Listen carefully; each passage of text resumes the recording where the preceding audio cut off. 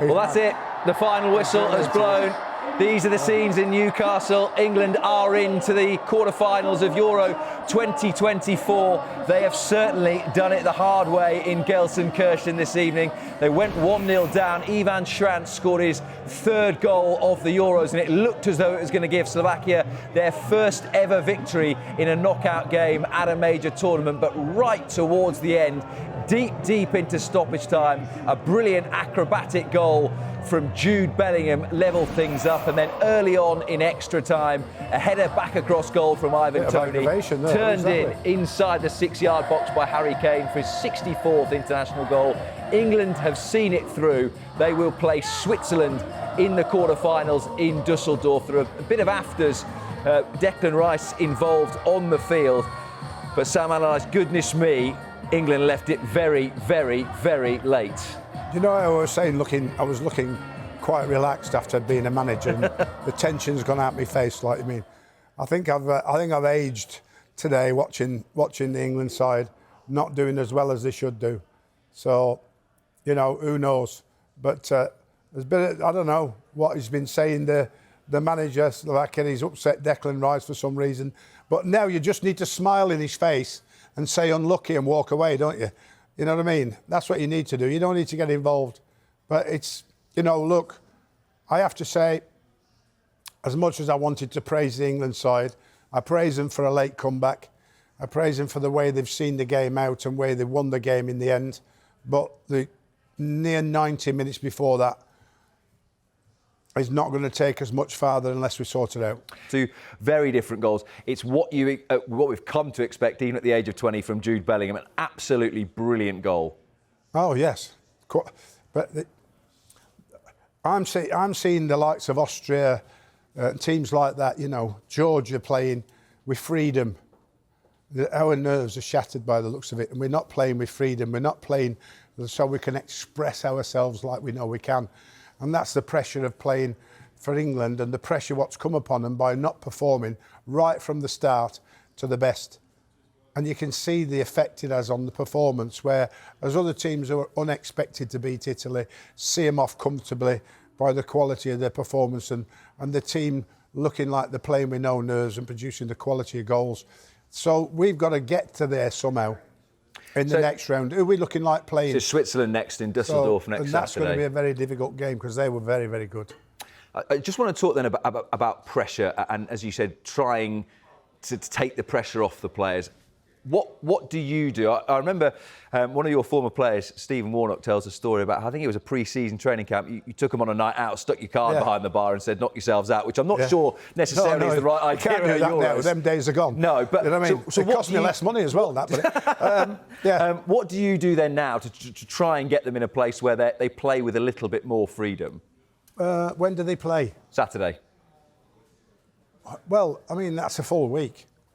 I mean, there's recovery, which is the most important thing. Physically, mental is recovery. Whatever that is by the sports science, the nutritionalist, the exercise, the psychologist. Yeah, it's not so much the manager. Manager's just has a meeting tomorrow to discuss the game and the points he wants to discuss and say, hey, not so good, not so good, not so good, not so good, not so good, better, good, good, good. So finish on a positive, in my opinion. And then it's about the nutrition, about the recovery, about strength of mind and body. So that's like hydration, nutrition, to make sure that the mind is full of the sort of feelings that we're going to do well. And scientifically, I don't know what they're called. Dendrites, I think they're called, something like that. Positive dendrites make you feel positive, make you feel good. So we get to that, you know. So we've got everybody knows about the nutrition, about the nutritional value, about topping up, getting the tank full, playing with a full tank of petrol. Yeah, but we don't know where the mind is. It's very difficult to find out where the mind is. But what we can do is play with the mind and see where we're at.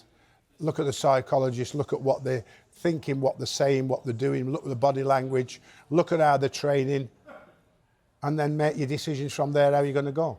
But they have to go out with enough energy, because you stop playing football when you can't run. It's the only thing that stops you playing football. Your skills, your concentration, your levels of experience are so high, and then unfortunately your legs don't go anymore and nobody gives you a contract. And that's why you stop playing football. You know more about the game than any other time into your 30s, and then you just can't play anymore. That's when you finish, that's why you're so gutted.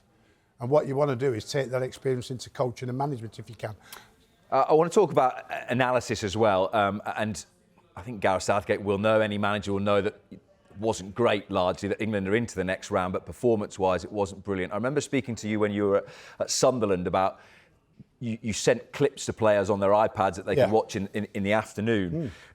How would international football work then? Will there be a session tomorrow or Tuesday where they look at things that worked in that game, things that England have to do better if they're to break down Switzerland when they play them next weekend? How would analysis work, do you think?